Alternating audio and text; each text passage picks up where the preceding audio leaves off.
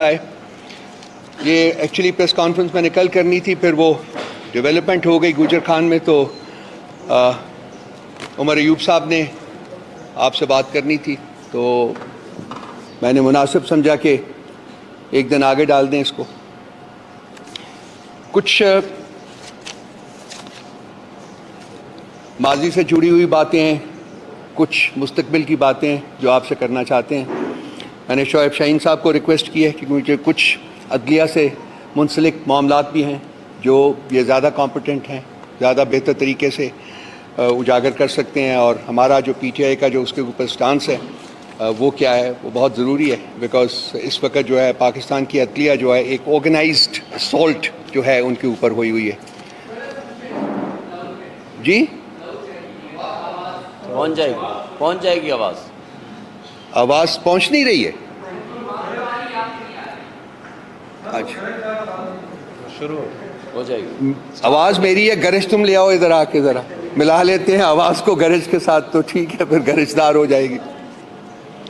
دیکھیں، ریاست کا تصور کیا ہے، ریاست کیا ہوتی ہے، یہ بہت امپورٹنٹ چیز ہے۔ افراد کا مجموعہ ہوتا ہے جو کہ ادارے تشکیل دیتا ہے۔ ادارے آئین، قانون اور انصاف کے تقاضوں کے اندر آپریٹ کرتے ہیں جب، تو ریاست کا وجود جو ہے وہ عمل میں آتا ہے، ریاست بنتی ہے۔ اور یہ بننے کے عمل کو اگر وائلیٹ کیا جائے تو پھر ریاست جو ہے وہ کمزور ہو جاتی ہے۔ انفارچونیٹلی ریاست قائم رہ سکتی ہے اور مضبوط ہو سکتی ہے صرف انہی حالات میں جب کہ آئین، قانون اور انصاف کے تقاضے جو ہے اس کے اندر رہ کے اس کو آپریٹ کرنے دیا جائے۔ انفارچونیٹلی آج ہم جس دور سے گزر رہے ہیں، اور خاص کر پچھلے 2 سالوں میں، یہ نہیں کہ اس سے پچھلے 74 سالوں میں آئین کی قدر کی گئی، قانون کی قدر کی گئی، تب بھی آپ کو بہت ساری مثالیں ملیں گی کہ جب کہ ان چیزوں کو وائلیٹ کیا گیا، لیکن خاص کر پچھلے 2 سال میں نہ آئین چھوڑا گیا ہے، نہ قانون کا پاس کیا گیا ہے، اور نہ ہی اخلاقیات جو ہیں وہ بچی ہیں واپس۔ بلکہ اگر یہ کہا جائے کہ ان تمام چیزوں کا جنازہ نکال دیا گیا ہے تو وہ کوئی غیر نہ ہوگا، کیونکہ ان 2 سالوں میں جو کوشش تھی وہ یہ تھی کہ ریاست کو آئین، قانون اور اخلاقیات کے تقاضوں سے نکال کے شخص واحد کی دکتات کے تابع کیا جائے۔ اور آج ان 2 سالوں کے بعد ہم جس نہج کے اوپر کھڑے ہیں، وہاں ہر وہ بندہ جو سوچ سکتا ہے، جو سینسٹیو ہے، جو اس ملک سے پیار کرتا ہے، جو اس ملک کے مستقبل سے امید وابستہ رکھنا چاہتا ہے، وہ میرا خیال ہے اسی نتیجے کے اوپر پہنچا ہے کہ آج یہ ریاست جو ہے وہ کسی ایک شخص واحد کی دکتات کی تابع ہو چکی ہوئی ہے۔ کچھ دن پہلے 8 مئی کو میرا خیال ہے D G I S P R صاحب نے ایک پریس کانفرنس کی، میں نے اس کا جواب تو دیا تھا، لیکن 1-2 چیزیں تھیں جو کہ رہ گئی تھی۔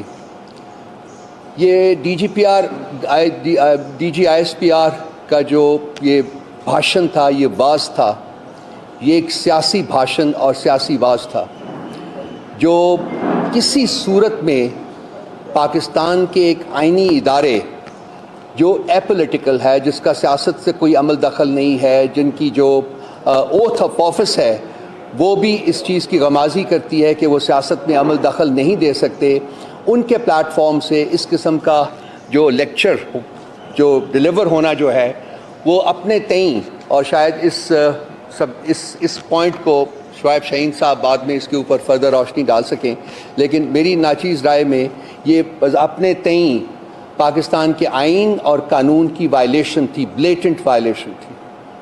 ایک سیاسی بیان آئی ایس پی آر کے پلیٹ فارم سے، وہ ایک قانون اور آئین کی جو تھی وہ وائلیشن تھی۔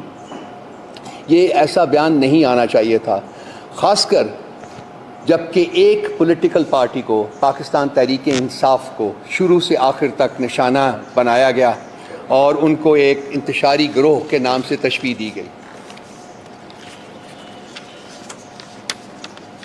اور اس کے اگلے دن جو ہے وہ بڑے الیبریٹ طریقے سے ایک یوم سیاہ منایا گیا۔ اور وہ یوم سیاہ جو تھا اس میں بھی سارا دن جو ہے وہ پاکستان تحریک انصاف کو ٹارگٹ کیا گیا، پاکستان تحریک انصاف کے لیڈر عمران خان کو ٹارگٹ کیا گیا، ورکرز کو ٹارگٹ کیا گیا. جو ہم نے جو پروٹیسٹ کال دی ہوئی تھی پرامن احتجاج کی، وہاں لوگوں کے گھروں کے اوپر حملے کیے گئے، لوگوں کو پکڑا گیا، چار دیواری کا تقدس پامال کیا گیا. یہ خاص کر پنجاب کی بات کر رہا ہوں.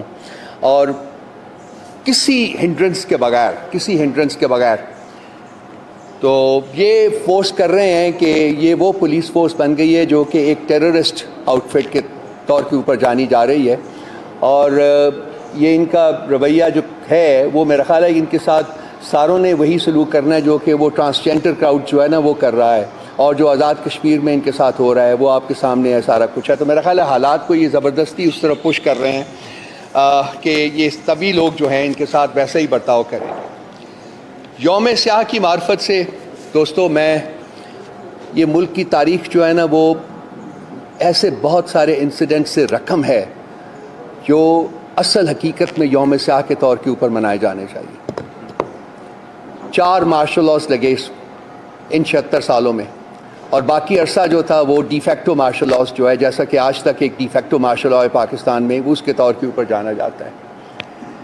58 سے 69 تک پہلا مارشل لا لگا، 69 سے 71 تک دوسرا مارشل لا لگا، اور اسی عرصے میں پاکستان 2 لخت ہوا. کیا کسی ملک کی تاریخ میں ملک کے 2 لخت ہونے سے زیادہ سیاہ رات ہو سکتی ہے کوئی؟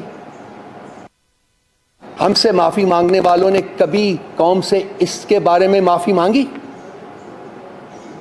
کہ کیا وہ وجوہات تھی جس کی وجہ سے ملک 2 لخت ہوا؟ کیوں ایک سیاسی لیڈر جو کہ ایبسولوٹ میجورٹی تھی جس کے پاس، اس کو اقتدار انتقال کرنے کی بجائے فوج نے چڑھائی کی پاکستان کے اس صوبے کے اوپر جو کہ پاکستان کے آدھے سے زیادہ تھا. 56% of Pakistan was former east Pakistan, now Bangladesh. کیا آج تک کسی نے اس کے اوپر قوم سے معافی مانگی ہے؟ اس یوم سیاہ کے اوپر جو پاکستان تحریک انصاف سے معافی مانگنے کے تقاضا کر رہے ہیں؟ کیا ضیاء الحق کے دور کی معافی مانگی ہے کسی نے قوم سے؟ یا پرویز مشرف کے دور کی معافی مانگی ہے قوم سے کسی نے؟ جو ہم سے معافی مانگنے کا تقاضا کر رہے ہیں. اور بھی بہت سارے انسیڈنٹس ہیں جو کہ انسان جب بات کرتا ہے تو وہ خون کے آنسو ہوتا ہے کہ ہم کس طرف اس ملک کو دھکیل رہے ہیں، کس طرف لے کے جا رہے ہیں. یہ جو یوم سیاہ تھے سارے، ان کے بارے میں کچھ کمیشنز بھی بنے تھے. آج بھی کمیشن بنانے کی بات ہو رہی ہے. حمود الرحمان کمیشن بنا تھا، وہ پڑھنے کے لائق ہے. ہمیں بھی، مجھے کہیں سے کاپی ملی تھی، وہ پڑھی. اس ملک میں وہ رپورٹ پبلش نہیں ہونے دی گئی، پبلک نہیں ہونے دی گئی. کیا اس کے کانٹینٹس کو پڑھ کے وہ لوگ جو رسپانسبل تھے ان اٹراسٹیز کے وہ قوم سے معافی مانگیں گے؟ چلے، اٹس 50 years too late، لیکن آج بھی وقت ہے کہ قوم سے معافی مانگے ملک کو 2 لخت کرنے کے لیے. ایبٹ آباد کمیشن کی رپورٹ آئی تھی، کہاں ہے وہ رپورٹ؟ کیوں اس کو پبلک نہیں کیا گیا؟ کیوں اس کے مندرجات کے اوپر امپلیمنٹ نہیں کیا گیا؟ کیوں وہ پالیسی ریویژنز نہیں کیے گئے جو کہ اس میں ریکمنڈیشنز کے طور کے اوپر سامنے آئے تھے؟ ایک کمیشن آف انکوائری بنا تھا انفورسڈ ڈس اپیئرنسز کے اوپر، اس کی رپورٹ بھی آئی ہوئی ہے. کہاں ہے وہ رپورٹ؟ کس نے چھپائی ہوئی ہے؟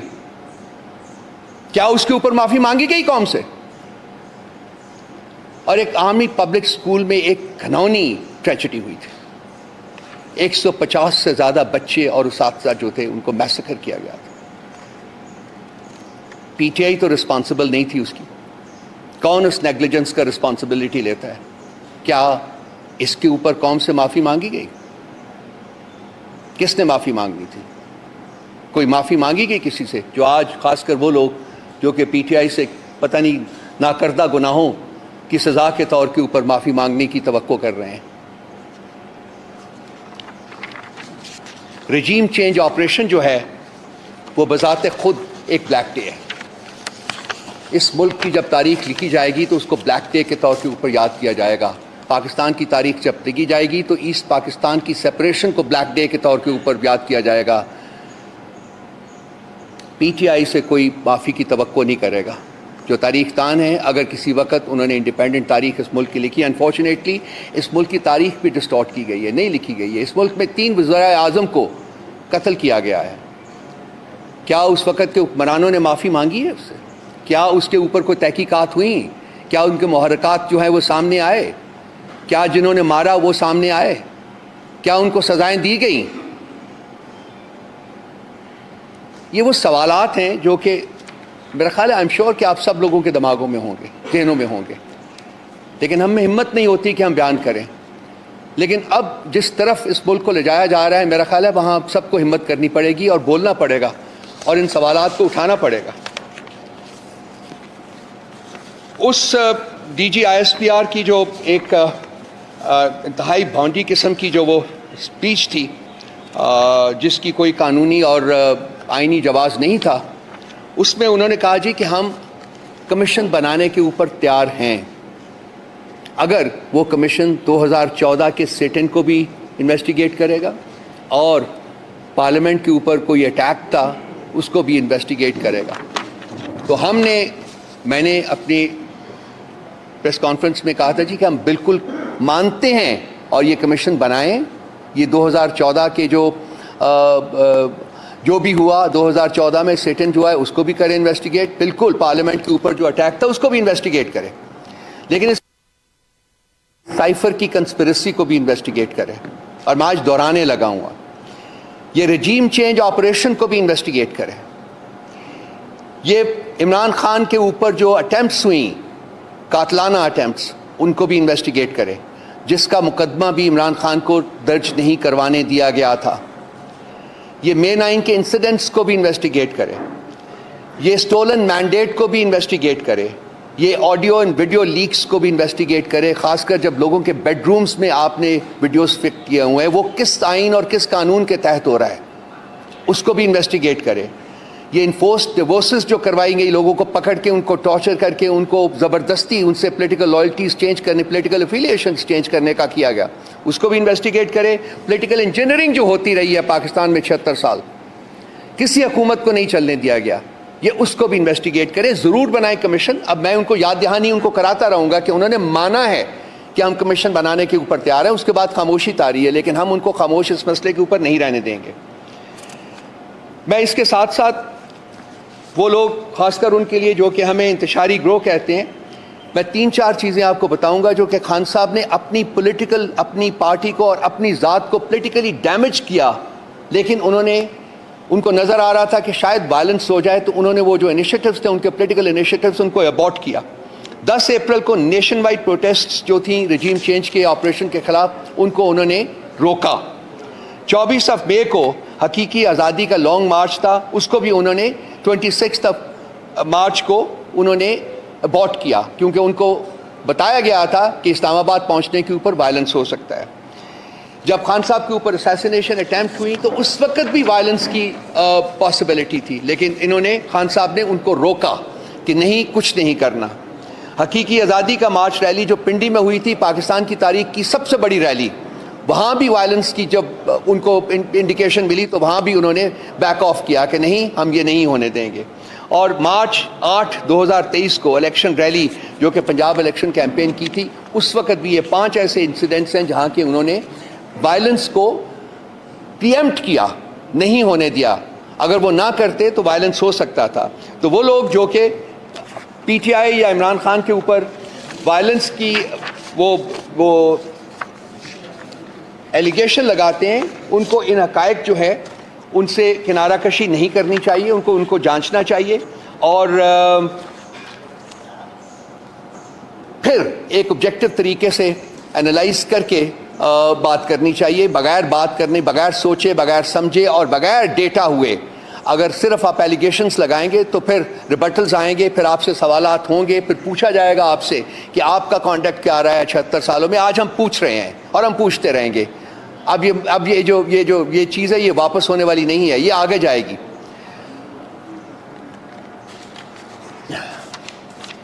پاکستان, اگر آپ ان ساری چیزوں کو اکٹھا کریں, یکجا کریں, تو میری ایک ادنیٰ رائے میں پاکستان اس وقت ایک حالت جنگ میں ہے.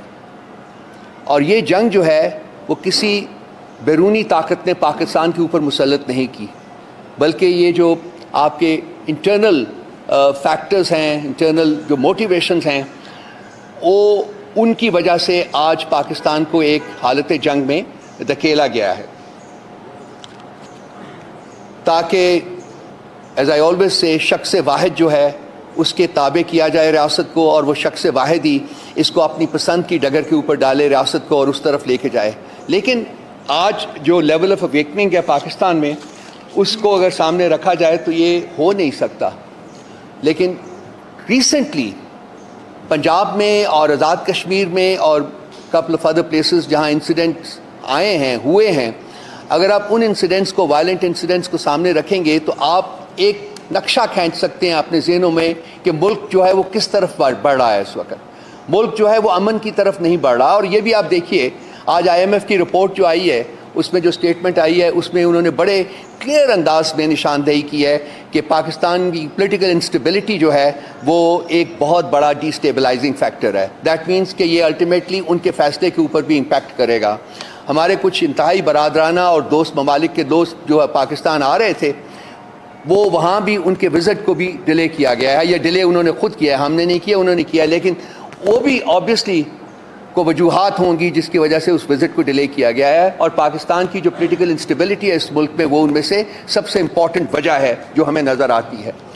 تو ان چیزوں کو اگر سب چیزوں کو سامنے رکھے تو اس وقت اس ملک کو جو حالت جنگ میں ہے، میں کہتا ہوں کہ حالت جنگ میں ہے، اس کو وہ اس کے زخموں کو مزید کھرچنے کی ضرورت نہیں ہے، بلکہ ان زخموں کے اوپر مرہم رکھنے کی جو ہے اس کو ایک شدت سے ضرورت محسوس کی جا رہی ہے۔ اور اس کے لیے یہ جو جنگ کا سما بنایا گیا ہے اس کو ختم کرنا پڑے گا۔ اور یہ جنگ کا سما صرف اور صرف اس صورت میں ختم ہو سکتا ہے جبکہ پاکستان کو دوبارہ آئین، قانون اور انصاف کے راستے کے اوپر چلنے دیا جائے۔ اور یہ اس صورت میں ممکن ہوگا جبکہ شخص واحد جو ہے وہ اپنی جو ایک امبیشن ہے اس کی کہ وہ اس سیاست کو اپنے تابع دیکھنا چاہتا ہے، وہ اس کو کنٹرول کرے، اور جو اس ملک کے جو افراد ہیں، اس ملک کے جو ادارے ہیں، ان کو آزاد کرے تاکہ وہ ملک کو آگے لے جا سکیں۔ میں آخر میں کچھ دو چار باتیں اور کروں گا، لیکن میری جو اس وقت خواہش ہے اور میں چاہوں گا کہ اس کو آپ ضرور براڈ کاسٹ کریں، وہ یہ ہے کہ یہ ملک جو ہے اس وقت اس کو ہیلنگ ٹچ چاہیے، اور اس کے زخموں کے اوپر مزید نمک پاشی نہیں ہونی چاہیے، کیونکہ یہ ملک بہت کمزور ہو چکا ہوا ہے، یہ بہت انفیبلڈ ملک ہے اس وقت، یہ ملک اکنامک کیپٹو ہے اس وقت۔ جو دنیا میں $1 بلین کے لیے یہ اپنا کشکول لے کے بیٹھے ہیں، اپنے دوست ممالک کے اور انٹرنیشنل انسٹیٹیوشنز کے دروں کے اوپر بیٹھے ہوئے صرف بھیک مانگ رہے ہیں، اور اس وقت کوئی پاکستان کو بھیک بھی دینے کے لیے تیار نہیں ہے۔ اس حالت کے اوپر کس نے پہنچایا ہے اس ملک کو 2 سال میں؟ کیوں پہنچایا ہے؟ کیا ان کے مقاصد ہیں؟ لیفٹیننٹ جنرل طارق خان نے ابھی ایک آرٹیکل لکھا ہے، آپ کی نظر سے گزرا ہوگا، وہ انہوں نے بالکل کلیم کیا ہے with data and other factors کہ Pakistan is being push towards denuclearisation. That means کہ جی آپ کے جو نیوکلیئر ایسٹس ہیں ان کو کمپرومائز کرنا پڑے گا۔ آپ اپنے ملک کے ایسٹس تو بیچ رہے ہیں، ہر ایسٹ اس وقت جو ہے وہ اپ فار سیل ہے، ہر ایسٹ، تاکہ آپ $1, $2, $3 بلین اور اکٹھے کر کے ملک کو اور 2, 4, 6 مہینے کے لیے چلا سکیں۔ لیکن یہ ملک نہیں چلے گا ایسے، یہ نہیں چل سکتا ایسے۔ تو ہماری استدعا جو ہے صاحب اقتدار لوگوں سے صرف یہ ہے that they should take a step back and think about the country، ملک کے بارے میں سوچیں اور دیکھیں کہ کیا وہ غلط فیصلے ہیں جو انہوں نے کیے ہیں، اور کیا وہ غلط فیصلے ہیں جو کہ وہ کیے جا رہے ہیں، اور ہر گزرنے والا دن جو ہے وہ فردر پرپیچویٹ کر رہے ہیں ان فیصلوں کو۔ یہ پرپیچویشن کا پروسیس اگر جاری رہا تو ملک جو ہے وہ کھوکھلا تو ہو چکا ہوا ہے، وہ خدا نہ کرے وہ بالکل جو ہے وہ ڈس فنکشنل ہو جائے گا، اور وہ سٹیج ہوگی جب کہ آپ کے پاس کچھ جو ہے نہیں رہے گا بیچنے کو، کچھ نہیں رہے گا گروی رکھنے کو، اور پھر جیسا کہ جنرل طارق خان نے لکھا ہے شاید یہ ڈی نیوکلرائزیشن کی طرف جائے، اور شاید اور بھی بہت کچھ آپ کو کرنا پڑے۔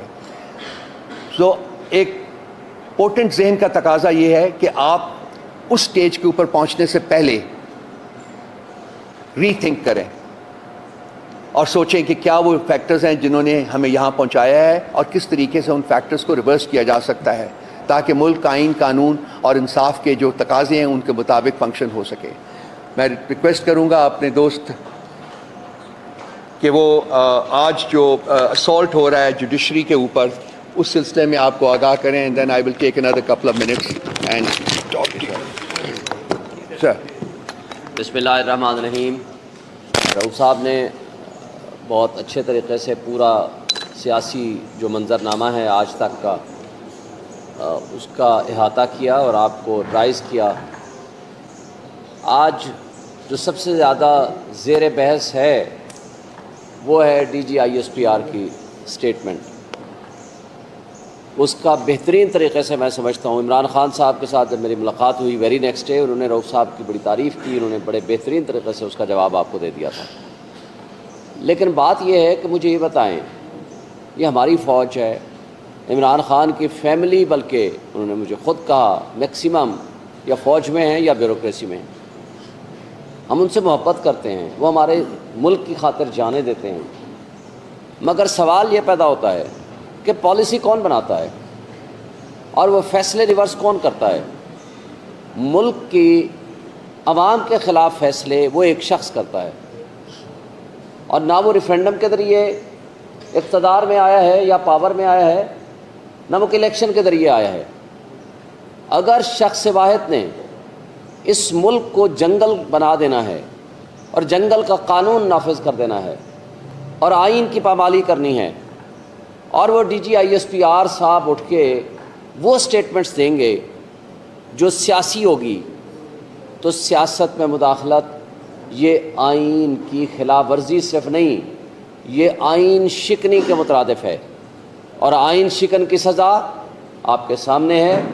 یہ الگ بات ہے کہ پرویز مشرف کے خلاف فیصلہ آنے کے باوجود, اس کے خلاف اپیل ڈسمس ہونے کے باوجود, آج اگر جسٹس سیٹھ وقار کو دیکھا جائے تو اس کی سٹیٹمنٹ آج بھی فیلڈ میں ہے, جس نے کہا تھا کہ ان کی قبر سے بھی ان کو نکال کے ایک سمبولک سزا پھانسی کی دی جائے تاکہ آئندہ کے لیے مارشل لاء کے راستے بند ہو جائیں, کیونکہ یہی آئین کا تقاضا ہے اور یہی ملک کے قانون کا تقاضا ہے.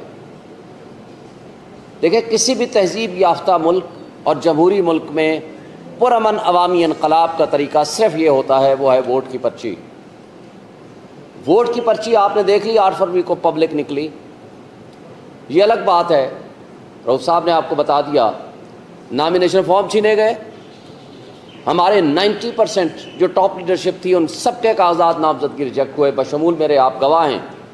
میں آپ میڈیا کے دوستوں کو ساتھ لے کر گیا ان کرپٹ بیوروکریٹس کے پاس جو ریٹرننگ آفیسرز بنائے گئے تھے چیف جسٹس آف پاکستان نے, جن کے خلاف ہم نے پٹیشن فائل کی تو ہمارے ہی خلاف الٹا کانٹمپٹ پروسیڈنگ شروع کر دی گئی. میں آپ کے میڈیا کے دوستوں کو لے کر گیا, لاسٹ ڈے تھا, میں نے کہا جی تینوں حلقے اسلام آباد کے 46, 47, 48 میں نے کاغذات جمع کرائے تھے. میں نے کہا کوئی آبجیکشن ہے تو مجھے بتا دیں, میں اس کو فلفل کروں. تینوں 47, 46, 48 کے ریٹرننگ آفیسر نے کہا کہ آپ وہ آدمی ہیں جس کے خلاف کوئی آبجیکشن نہیں ہے, اور آپ گواہ ہو اس بات کے رات 12 بجے کس طریقے سے میرے کاغذات بھی ریجیکٹ کر دیے گئے. لیکن اس بات کو ہم آگے چلتے ہیں, بلے کا نشان چھین لیا, اور نہ صرف بلے کا نشان چھینا, اس کے ساتھ میرے سمیت ہمارے ورکرز کے خلاف ایف آئی آریں کٹیں. یہ میری کانسٹیٹوئنسی ہے جہاں ہم بیٹھے ہوئے ہیں. آپ کے تقریباً 100% میڈیا ہاؤسز وہ ہیں جو میری کانسٹیٹوئنسی میں آتے ہیں, اور یہ ریڈ زون کا سارا ایریا اور 70% دیہات بھی. میں دعوے سے کہتا ہوں, آپ بتا دیں, آپ سارے دوست گواہ ہو اس بات کے, کون سے پولنگ اسٹیشن میں گئے اور جہاں سے میں ہارا ہوں, یا وہ کٹ پتلی جیتا ہو. لیکن ہم ہار گئے, ہرایا گیا ہمیں, ہم تو جیت گئے. اور اسی طرح تینوں حلقے اسلام آباد کے اور باقی جو کچھ بھی ہوا. کسی تہذیب یافتہ جمہوری ملک میں عوامی انقلاب ووٹ کی پرچی کے ذریعے ہوا کرتا ہے, اور وہ ہو گیا. لیکن D G I S P R صاحب کہتے ہیں آپ کو تو 7% ووٹ ملے, پتہ نہیں کیلکولیشن کیسے کرتے ہیں. اگر یہ آپ کے میتھمیٹکس کا حال ہے, اگر یہ آپ کی انٹیلیجنس رپورٹس ہیں جس کے آپ سربراہی کرتے ہیں, تو میرا خیال ہے کہ یہ انٹیلیجنس ایجنسیز کو بند کر دیں. اس کی جگہ پہ رؤوف حسن صاحب یا جو آپ دوست بیٹھے ہوئے ہیں ان کی ٹیم بنا دیں, آپ کو پراپر زیادہ بہتر انٹیلیجنس دے دیں گے.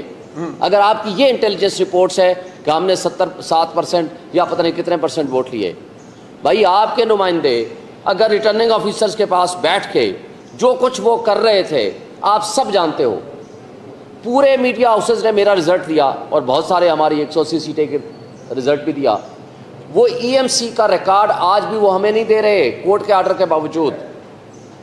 وہاں سے جو رزلٹ جاتا تھا پریزائڈنگ آفیسرز کا، الیکشن کمیشن میڈیا ہاؤسز میں دے رہا تھا، وہاں سے ہم جیت رہے تھے۔ رات کے 12 بجے وہ چیف الیکشن کمشنر جو سہولت کاری کرتا ہے مسلم لیگ نون کی اور لندن ایگریمنٹ کی، وہ رات کو 12 بجے کہیں چلا جاتا ہے۔ یہ بھی آپ نے ہمیں بتایا، ہم تو نہیں تھے وہاں موجود۔ اس لیے میں کہتا ہوں آپ کی انٹیلیجنس بہت اسٹرانگ ہے۔ وہ کسی مخصوص جگہ پہ جاتے ہیں اور جب 3 گھنٹے بعد واپس آتے ہیں تو رزلٹ پہلے رک جاتا ہے اور اس کے بعد چینج ہونا شروع ہو جاتا ہے۔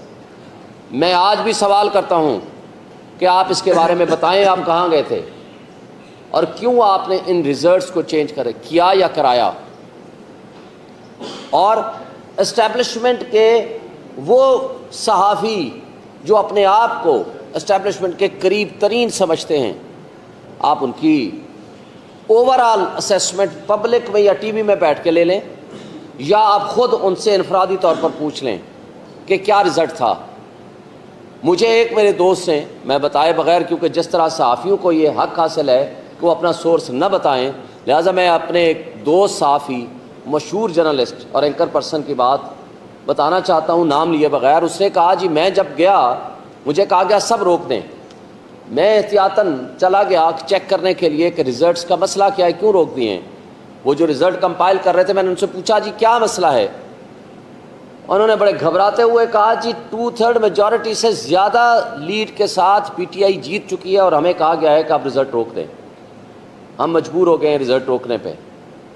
خیر یہ الگ بات ہے، مجھے یہ بتایا جائے کہ یہ آپ کی اگر رپورٹ تھی، اور پھر خان صاحب نے بھی اس کے بارے میں اس دن ہمیں بتایا 7 تاریخ کو جب ہماری ملاقات ہوئی، آپ کہتے ہو کہ جی آپ بنا دیں کمیشن، ضرور بنائیں، کس نے منع کیا آپ کو؟ خان صاحب نے کہا کہ میں بالکل پیش ہونے کے لیے تیار ہوں 2014 کا، لیکن ساتھ انہوں نے یہ بھی کہا کہ پی ٹی آئی کے زمانے میں 2 دھرنے ہوئے مولانا فضل الرحمان کے، جو انہوں نے کہا کہ ہماری کس کس سے بات ہوئی تھی، وہ بھی آپ کے آن ریکارڈ کر لیں، کس کس سے دھرنے میں بات ہوئی اور کس کس نے کیا کیا ان کے ساتھ وعدے کیے اسٹیبلشمنٹ کے، اور اس کے ساتھ 2 مسلم لیگ نون اور پیپلز پارٹی کے لوگوں نے بھی یہاں جلوس لے کر آئے۔ ہم نے تو ایک سنگل ایف آئی آر نہیں کاٹی، یعنی ایک دھرنے سے تو آپ کو تکلیف ہے، ضرور کریں، اس میں کمیشن سے ہم انکاری نہیں ہیں، مگر باقی دھرنے اور باقی جلوس، اور پھر کیا آپ ایک سپر سیاسی پارٹی ہیں؟ اگر آپ ایک سپر سیاسی پارٹی ہیں اور سیاست کو آپ نے ریگولیٹ کرنا ہے کہ کون دھرنا آئندہ دیا کرے گا، کون احتجاج کیا کرے گا اور کون لانگ مارچ کیا کرے گا، تو پھر آپ ایک پالیسی سٹیٹمنٹ یا آئین میں ترمیم کر کے اپنے آپ کو ایک سپر پولیٹیکل پارٹی ڈکلیئر کرا دیں تاکہ آپ کے پاس اس کا بھی جواز اور حق موجود ہو۔ مجھے روف بھائی دیکھ رہے ہیں، اس کا مطلب ہے کہ وہ مجھے کہنا چاہتے ہیں میں مختصر کروں، اس لیے میں اب اپنی بات کو صرف ٹو دی پوائنٹ بات کروں گا۔ اب میں آگے چلنا چاہتا ہوں کہ اس وقت سب سے پہلا مطالبہ میں chief justice Lahore high court سے کروں گا کہ آپ کے لاہور کے وکلاء کے مسائل کو حل کرنا آپ کی سب سے پہلی اور بنیادی ذمہ داری ہے اور آپ حل کریں، لیکن ان چیزوں کو ایگریویٹ کرنے میں وہاں کی وہ کٹ پتلی حکومت، وہ ڈاکو رانی کے ذریعے جو یہ چاہتے ہیں کہ وکیلوں اور جوڈیشری کے درمیان اختلافات پیدا ہوں، تو اس حوالے سے میں وکلاء نمائندوں سے بھی ریکویسٹ کروں گا کہ آپ فوکسڈ رہیں تاکہ جسٹس سسٹم کے اوپر جو کچھ اٹیک ہماری انٹیلیجنس ایجنسیز کر رہی ہیں اور جس انداز سے انٹیلیجنس ایجنسیز کا رول آ چکا ہے آپ کے سامنے، جو اسلام آباد ہائی کورٹ کے معزز 6 جج صاحبان نے لکھ کے دیا، اس کے پیرا نمبر پہلے میں لکھا ہوا ہے، پہلے پیرے میں، کہ عمران خان کے خلاف فیصلہ لینے کے لیے پریشر ڈالا گیا، اور ایک جج کے آپ کو پتہ ہے باقی تفصیلات، کس طرح برادر نسبتی کو اٹھایا گیا، بیڈ رومز میں کیمرے لگائے گئے، کیسے ججز ہاسپٹلائزڈ ہوئے، اور وہ ساری تفصیل آپ کے سامنے آ چکی ہے۔ اور آج ساری ہائی کورٹس اور لوور جوڈیشری یہ لکھ کے دے چکے کہ آج یہ اوپن سیکرٹ ہے کہ انٹیلیجنس ایجنسیز دباؤ ڈالتی ہیں سیاسی کیسز میں تاکہ اپنے مقاصد حاصل کر سکیں اور اپنے جو ان کے مخالف ہیں یعنی پی ٹی آئی ان کے خلاف فیصلے لے سکیں، کیونکہ اور تو پولیٹیکل پارٹیز تو کوئی ان کا مخالف ان کے بقول کوئی نہیں ہے، چونکہ باقیوں کو تو انہوں نے گود لیا ہوا ہے، ان ریجیکٹڈ افراد کو کٹ پتلیوں کی صورت میں ہمارے اوپر مسلط کیا ہوا ہے، ہارنے کے باوجود ان کو فارم 47 کے ذریعے یہاں لا بٹھایا گیا ہے، جس کی تازہ ترین مثال وہ انوار الحق کاکڑ صاحب، وہ لیاقت چٹھا، کمشنر راولپنڈی، وہ نثار چیمہ سابق MNA مسلم لیگ نون، وہ مصطفیٰ MQM کے کامران ٹیسوری، ان سب کی سٹیٹمنٹس کو اگر آپ یکجا کریں گے تو آپ کو سمجھ آ جائے گی کہ جناب یہاں صرف دال میں کچھ کالا نہیں ہے، دال ہی ساری کالی ہو چکی ہے۔ مگر اس سب کچھ کے باوجود صرف ایک شخص کو یہ چیزیں نظر نہیں آتی، وہ ہیں ہمارے چیف جسٹس آف پاکستان۔ نہ ان کو یہ نظر آیا کہ ہمیں لیول پلینگ فیلڈ میں نہیں مل رہی، نہ ان کو یہ نظر آیا کہ ہمارے کاغذات نامزدگی چھینے جا رہے ہیں، نہ ان کو یہ نظر آیا کہ ہمارے انٹر پارٹی الیکشنز جو ہیں وہ درست ہوئے ہیں، وہ کہتے ہیں نہیں درست نہیں ہوئے۔ پاکستان کے کانسٹیٹیوشن کو انہوں نے ایک پارٹی کے کانسٹیٹیوشن کے تابع کر دیا، اور ان کے بقول یہ ریٹرننگ آفیسرز جنہوں نے یہ الیکشن کرانے ہیں یا کرائے تھے وہ فرشتے ہیں، جوڈیشری کے ذریعے الیکشنز نہیں ہوں گے۔ اس سب کچھ کے باوجود میں اور الیکشن کمیشن کی وہ تمام تر حرکتوں کے باوجود جو کچھ انہوں نے کی، لیکن آج بھی اعتراض ان کو اگر ہے تو پی ٹی آئی کے انٹرا پارٹی الیکشنز کے اوپر ہے، اور جو کردار انہوں نے خود ادا کیا ہے ان الیکشنز میں وہ ان کو ذرا برابر بھی نظر نہیں آ رہا۔ یہ اسی طرح کی بات ہوئی، کمیشنز کے بارے میں بڑی تفصیل کے ساتھ آپ کو بتا دیا، لیکن ایک بات 24 مارچ 1971 کو، یہ ریکارڈ کی بات ہے، یحییٰ خان جاتا ہے وہاں ڈھاکہ میں اور ان کو کہتا ہے کہ ہم نے تمام مسائل بات چیت کے ذریعے حل کریں گے، کیونکہ سب سے بڑی پولیٹیکل پارٹی عوامی لیگ جیت چکی تھی 160 سیٹیں آؤٹ آف 162۔ ان کو کہا جی آپ سے بات چیت کے ذریعے حل کریں گے، بیٹھ کے سیٹل کریں گے۔ مگر 25 مارچ کو جو ہی وہ آتے ہیں، 25 مارچ کو آرمی ایکشن شروع ہو جاتا ہے اور ایک ایک بندے کو پکڑ کے ان کے خلاف ایکشن شروع ہو جاتا ہے۔ میننگ دیئر بائی آلریڈی یہ ایک بہانہ تھا، آلریڈی آپ نے پلاننگ اور آرگنائزیشن کر رکھی تھی۔ جب ہم 9 مئی کی بات کرتے ہیں ہم یہی کہتے ہیں کہ آپ نے صبح سویرے آپ نے دیکھا کہ عمران خان جب صبح اٹھتا ہے وہ اپنے اسلام آباد کی طرف آتے ہوئے، جس میں بیل اس نے اپلائی کر رکھی تھی اور جس میں تھم امپریشن کے پروسیس میں تھے اور عدالت کی تحویل میں تھے، وہ صبح نکلتے وقت کہتے ہیں کہ اگر کسی نے گرفتار کرنا ہے تو میں بغیر ریزسٹنس کے گرفتاری دوں گا، مجھے صرف وارنٹ آف ارسٹ دکھا دینا ہے۔ مگر کیا ہوتا ہے، ان کو اٹھایا جاتا ہے، CCTV فوٹیجز وہ سارے چوری کیے جاتے ہیں اور آج تک اسلام آباد ہائی کورٹ کو نہیں ملے، اور اس کے بعد جو کچھ بھی ہو، اور ودن فیو آورس 10,000 ہمارا ورکرز کیسے آپ نے اٹھا لیا، 16 بندے ہمارے شہید کر دیے، کئی پیرالائزڈ ہیں، کئی سینکڑوں زخمی کر دیے، اور پرامن احتجاج لوگ کرنے کے لیے نکلے، اور آپ نے سارے آج سپریم کورٹ اور ہائی کورٹس میں یہ آ چکا ہے، لکھ کے یہ دے چکے ہیں کہ ہمارے CCTV فوٹیجز ان تمام انسٹالیشن سے جی خراب تھے یا غائب ہیں۔ بھئی کس نے غائب کیے ہیں؟ اسلام آباد ہائی کورٹ سے لے کر آپ کے کور کمانڈر ہاؤس تک، اور پھر اس کے بارے میں کوئی کچھ نہیں کہتا۔ وہ یہ کہتے ہیں، خود کہتے ہیں کہ 2 بجے سے لے کر رات کے 8 بجے تک، یہ 1:30 بجے سے بلکہ جلوس نکلتا ہے، جی جا رہا ہے 150-200 بندہ، لیکن کوئی ایک نہ پولیس والا، نہ ان کی اپنی ارینجمنٹ سیکیورٹی، نہ کوئی راستے میں کوئی ان کو روکتا ہے۔ اور وہاں یہ خود بتاتے ہیں کہ جناب کہا جا رہا ہے کہ باہر اندر نہ جائیں، لیکن کیسے ہوا، کیا ہوا، وہ CCTV فوٹیجز غائب کر دی گئی، اور اس کی بہت ساری تفصیلات آپ کے سامنے بھی آ چکی ہیں۔ مگر آپ نے دیکھا کہ پرسوں ہم لوگ 500 کے قریب، اس سے بھی بلکہ زیادہ لوگ تھے، بھئی کئی لوگ گاڑیوں سے نہیں نکلے تھے، ہم ابھی باہر ہی نکلتے ہیں تو ہمارے اوپر لاٹھی چارج ہو جاتا ہے، اور ودن 10 منٹس اور ہمیں ڈسپرس کیا جاتا ہے۔ لیکن 150-200 افراد، ان سے 8 گھنٹے میں نہیں ہو سکا کچھ بھی۔ کیا اس آئی جی کو، چلے میں کہتا ہوں وہ ملا ہوا تھا یا نہیں ملا ہوا تھا، کیا آئی جی اسی آئی جی ہے نا جو ڈاکٹر عثمان ابھی بیٹھا ہوا ہے، جو تنخواہ دیتے ہیں، اس کے خلاف نیگلیجنس کا بھی مقدمہ بنا؟ اور اگر نہیں بنا تو یہ بتا دیں کہ آئی جی کہتا ہے کہ مراد راس اور بہت سارے نام دیتا ہے. 27 کالیں تھیں, سب سے بڑا مجرم ہے. صرف ایک پریس کانفرنس اس کی قیمت ہے, اور وہ ہے آپ ایکوٹل ہو جائے گی, آپ بری و ذمہ ہو جائیں گے ایک پریس کانفرنس کر دیں. اسی طرح اندریب عباس اور خدیجہ شاہ ایک گاڑی میں جا رہے ہیں احتجاج کے لیے, لیکن وہ 8 مہینے بعد اس کی ضمانت ہوتی ہے, اور آج تک ہماری باقی خواتین ساری کی ساری جیلوں میں پڑی ہیں, لیکن وہ ایک دن کے لیے جیل نہیں گئی. کیوں؟ کہ پریس کانفرنس ہو گئی. اگر یہ فالس فلیگ آپریشن نہیں تھا, یہ واقعی سچا واقعہ آپ بتاتے ہیں جس کی جوڈیشل انکوائری بھی آپ نہیں کراتے, مگر مجھے بتائیں کہ پھر آدھے لوگ تو وہ ایک پریس کانفرنس کے ذریعے فارغ ہو جاتے ہیں, اور جو عمران خان کے ساتھ وفا کرتے ہیں وہ آپ کے لیے سب سے آخر میں, اور ابھی تک وہ پابند سلاسل بھی ہیں اور جیلوں میں بھی سڑیں گے. اور دوسری طرف کہا جاتا ہے کہ جناب ملٹری ٹرائل ہی اس کا حل ہے. کیا کہتے ہیں؟ 3 چیزیں ذہن میں رکھ لیں. دنیا کا کوئی قانون اور آئین آپ کو یہ نہیں بتائے گا کہ آپ اس کے مدعی بھی ہیں, آپ کہتے ہو ہمارے اوپر اٹیک ہوا. نمبر 2, آپ کہتے ہو ہم گواہ بھی ہیں, ارریفیوٹیبل ہمارے پاس ایویڈنس ہے, ناقابل تردید شواہد. نمبر 3, ہم ملٹری ٹرائل کے ذریعے سزا بھی دیں گے, منصف بھی خود ہیں. تو بھائی دنیا میں کوئی اصول نہیں ہوتا, قانون نہیں ہوتا کہ خود مدعی, خود گواہ, خود آپ منصف بن جائیں.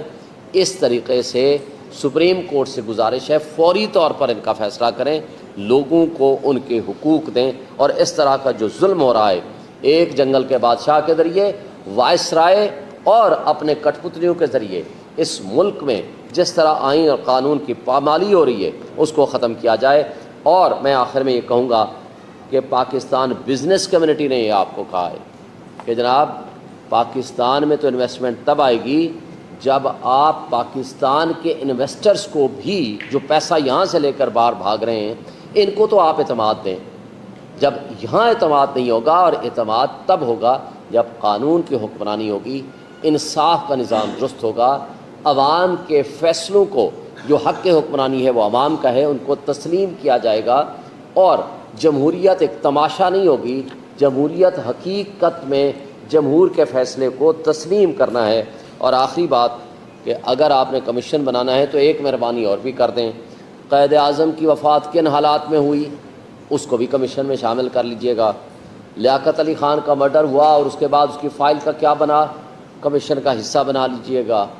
فاطمہ جناح کا مرڈر ہوا یا نہیں ہوا اس کو بھی کمیشن کا حصہ بنا دیجئے گا. بھٹو کی جو جوڈیشل آپ نے کہہ دیا کہ یہ جوڈیشل مرڈر تھا, لیکن جنہوں نے یہ مرڈر کرانے میں شریک گفتگو تھے, شریک کار تھے, ان کے بارے میں آپ نے نہ سپریم کورٹ نے کچھ لکھا نہ کچھ کہا. کون لوگ تھے؟ کیا اس کا راولپنڈی ہماری اسٹیبلشمنٹ سے کوئی تعلق تھا, اور اگر تھا تو کون تھے؟ اس کو بھی کمیشن کا حصہ بنا دیجئے. اور بے نظیر بھٹو مرڈر کیس میں بھی جو کمیشن ہے اس کے فیکٹس بھی سامنے آ جائیں تو ہم سب کے لیے, اس ملک کے لوگوں کے لیے بہت سارا بھلا ہوگا. Thank you sir. میں ایک سیکنڈ میں کوئی کمپیریزن انیکٹ کرنے کے موڈ میں نہیں ہوں, نہ ہی میں چاہتا ہوں کہ کمپیریزن انیکٹ کروں. لیکن حالات جس تیزی کے ساتھ خراب کیے جا رہے ہیں اور جس حد تک خراب ہو چکے ہوئے ہیں, وہاں اب ہر سوچنے والے شخص کو 1971 اور 2024 میں سملیرٹیز نظر آ رہی ہیں. آج بھی ملک جہاں کھڑا ہے, اگر یہ روش جاری رہی اور ملک کو اسی طرف پش کیا جاتا رہا جس طرف ابھی تک پش کیا گیا ہے, تو کوئی بعید نہیں کہ حالات خراب ہو جائیں اور پھر اس ملک کی جو طاقتیں ہیں ان کے کنٹرول میں نہ رہیں. کوئی بھی اس ملک سے کو چاہنے والا, اس ملک سے پیار کرنے والا شخص جو ہے وہ نہیں چاہتا کہ ایسا ہو, اس قسم کی سچویشن دوبارہ کریٹ ہو. لیکن ہماری بہت ساری جو کمزوریاں ہیں اس میں سے ایک بہت بڑی کمزوری یہ ہے کہ ہم نے قسم کھائی ہوئی ہے کہ ہم نے اپنی غلطیوں سے سبق نہیں سیکھنا. اور اس وقت اسٹیبلشمنٹ کا جو رویہ ہے وہ بالکل اس قسم کی رویے کی غمازی کرتا ہے کہ وہ بھی اپنی گوناگو کمزوریوں سے سبق سیکھنے سے بالکل انکاری ہیں. جیسا میں نے پہلے کہا تھا, یہ ملک اب زیادہ زخم برداشت نہیں کر سکتا, اور یہ جو فیل ہے اس ملک کو تباہی کے دھانے سے واپس مین سٹریم میں لانے کے, اس میں پاکستان کے ہر ادارے کو ایک اپنا رول ادا کرنا پڑے گا جو کہ آئین میں مختص ہے, جو کہ قانون کے مطابق ہے. اور اگر اسٹیبلشمنٹ اپنا وہ رویہ جو ہے, اپنا وہ رول جو ہے وہ ادا کرنے سے انکاری ہے, جیسا کہ ابھی تک اس موقع تک جب کہ ہم آپ سے بات کر رہے ہیں جیسا کہ نظر آتا ہے کہ وہ انکاری ہے, تو پھر آج کے بعد آگے ہفتوں, مہینوں اور سالوں میں مجھے تباہی نظر آ رہی ہے, مجھے کوئی کنسٹرکٹیو چیز نظر نہیں آ رہی ہے.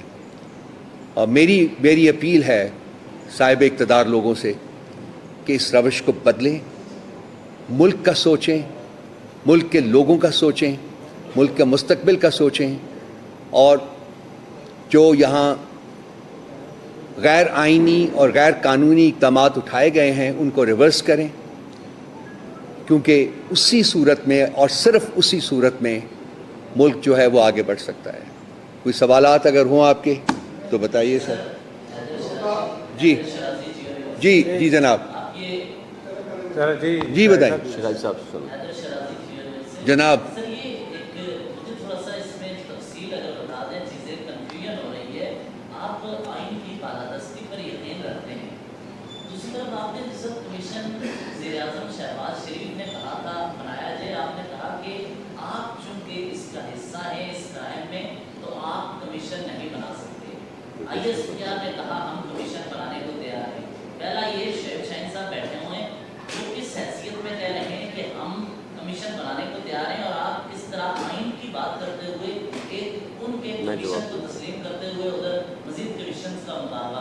دیکھیے, ہم نے ہماری کنٹینشن ہے, میں شعیب صاحب سے کہوں گا کہ میرے بعد یہ بھی بات کریں کیونکہ یہ ٹیکنیکلی آپ کو ایکسپلین کر سکیں گے مجھ سے بہت بہتر.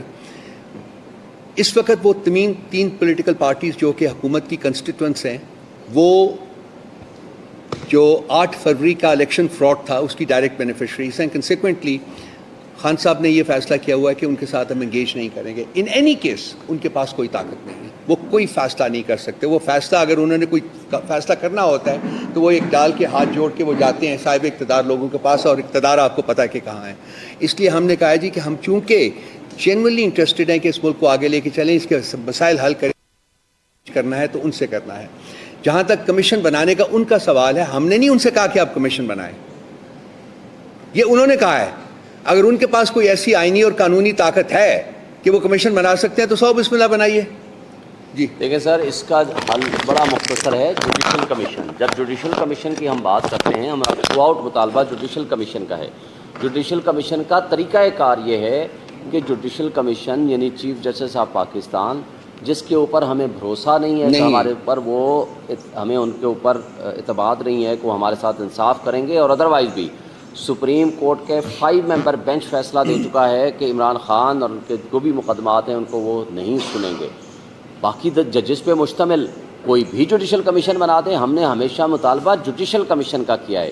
ہم ان کٹ پتلیوں کو کہیں کہ کوئی بھی اپنا بندہ بٹھائیں, اس کو کمیشن کا نام دے دیں, ان کی حیثیت کیا ہے.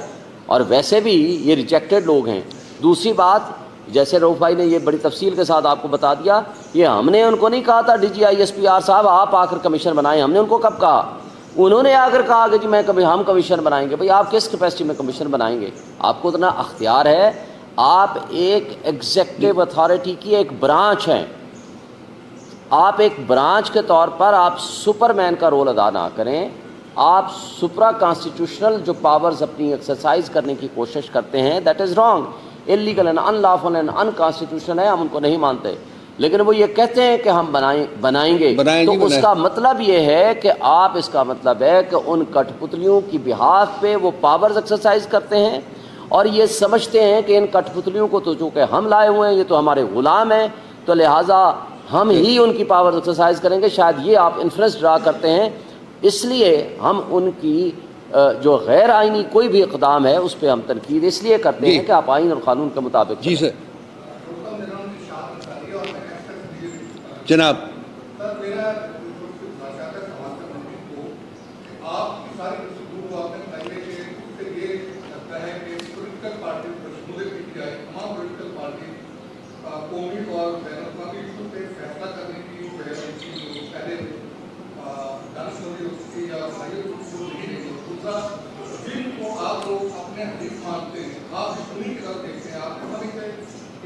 PTI समेत तमाम पॉलिटिकल पार्टी इस बात को जिम्मेदार हैं कि उन्होंने कमीशन को कंधा कर दिया।